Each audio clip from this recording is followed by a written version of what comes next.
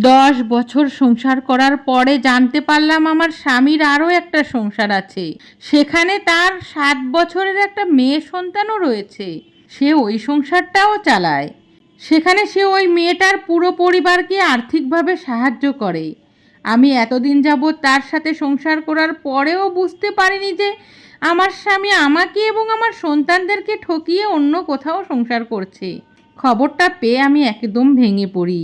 এই খবর পেয়ে আমি আরও বিস্তারিত জানতে চেয়েছি এবং জানতে পারলাম যে মেয়েটার সাথে তার বৈধ কোনো বিয়ে হয়নি। বিয়ে ছাড়াই তারা সন্তান জন্ম দিয়েছেন।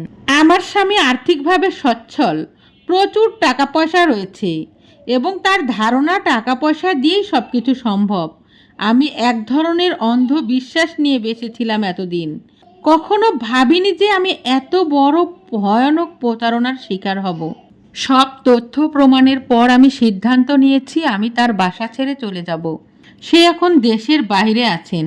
দেশে ফিরে আসার পর আমি তার সঙ্গে বসে আনুষ্ঠানিকভাবে আলাদা হওয়ার কথা বলবো। আমি আমার 2 বাচ্চাকে নিয়ে তার ছায়া থেকে অনেক দূরে চলে যাব। তবে আমি কিছু বিষয়ে এখনও বিভ্রান্ত এবং চিন্তিত।